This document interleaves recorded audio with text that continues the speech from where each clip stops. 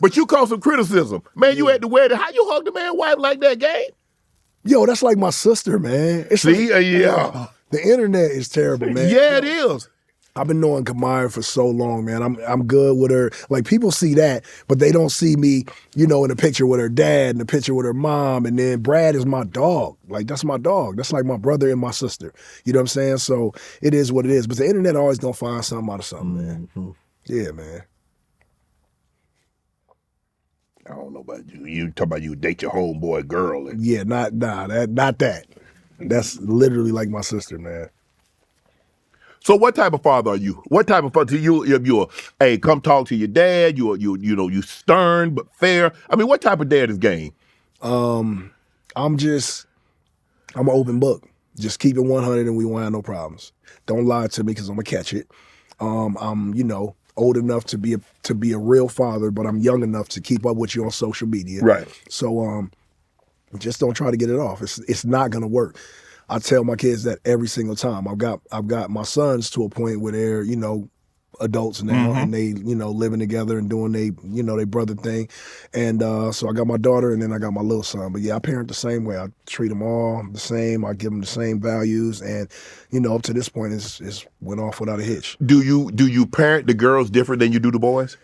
Yeah, man. My daughter, man, she is a straight A student and she is the love of my life. She also has a Christian podcast too. We got to get you on one day, man.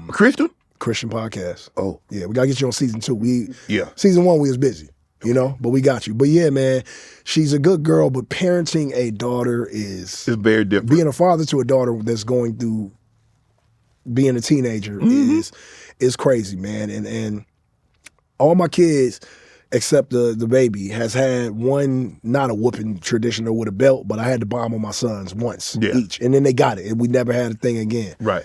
And so not long ago, man, me and my daughter, we had a little challenging day, and I was like, hey, is it punishment or is it a whooping? And she was like, yep, punishment. And so that's about as far as we got it. But I don't think I could ever discipline her the way that we got disciplined. Ever. Oh, no, you going to jail. Yeah, for sure. Damn. You going to jail. Yeah, you can still get that off in the South somewhere. No, you can't. My kid's grown, so I ain't got to worry about that, and I'm done. Yeah, well, my mama threatened me. Did she go to jail? Like 2 days ago. Oh. I'm saying, can she go to jail? Yeah, you better call that in. That's a threat. Imagine me calling CPS. Hey, I'm 46, man. But yeah, nah, man, my daughter, man, she's my lifeline, man. And I definitely, she's the #1 drive for everything that I do these days. Nick Cannon said he'd rather raise a bully than his child be bullied. I agree with that. Yeah, I mean, as a father, your kid's grown. Grown. And so grown. Yeah, so when you raise them, man, I know you raise them to not be pushed. Yes, nobody wants to have kids to be bullied, but sometimes kids just get bullied. Right. So I think I'm partial to both sides because I sympathize with kids that are getting bullied. I don't think that's cool. Mm-hmm. And being a former bully, but I bullied different. Like I bullied all the bullies in school. Right. You know what I'm saying? I've been like the same height since 5th grade. They thought I was gonna be a giant. Right. But yeah, man, my kids are not, my daughter don't fight, but she shouldn't. My daughter's like, Dad, what would if somebody tried to fight me, what would I do? Like, I was like, you just, you put your arms, and she's like, oh no, I could never. And I'm just like, hey, well, be a princess. But yeah. And she 5'9", Right. But my sons, they with it. How do you parent the oldest 2 boys compared to the youngest now? How are you parenting different? Because that was a long time ago, gang. Yeah. I think I'm more seasoned as a father at this point. And I think, for the most part, during these stages, the early toddler stages, I think it's all mommy and all financial support and presence from the father. But the mom has to do the day-to-day, and so I think that's just what it is. And it yields better results when you let the mom take control and you just there to support, whatever they may need, no matter what that is. What's the key to co-parenting successfully? To let the woman just run it. Let her pick the school, pick the clothes, and you just pay. That's it. Shut up. Is it hard to discipline a child? Because I found it very hard to discipline my child when, they do something and their mom would call me. I was like, well, what do you want me to do? I'm not there. Right.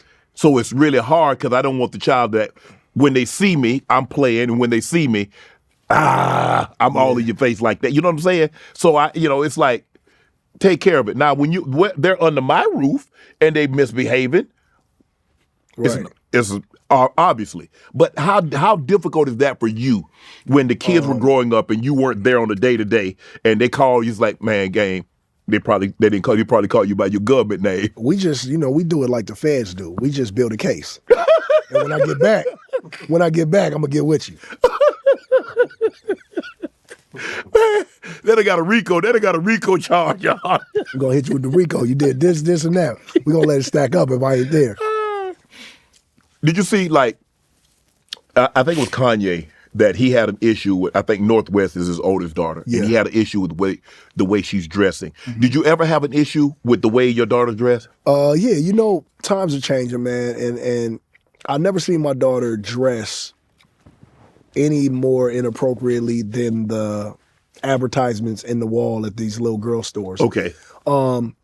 So that's where I gauged it from. It's their time. They wearing, their stomach out and halter tops and little skirts and whatnot. And so we ran into a couple of little times where I had to get her right, but that's when that private school come in. You know what I'm saying? But dress code. You wear the same thing every single day. Them skirts got to be, covered the knees and all that.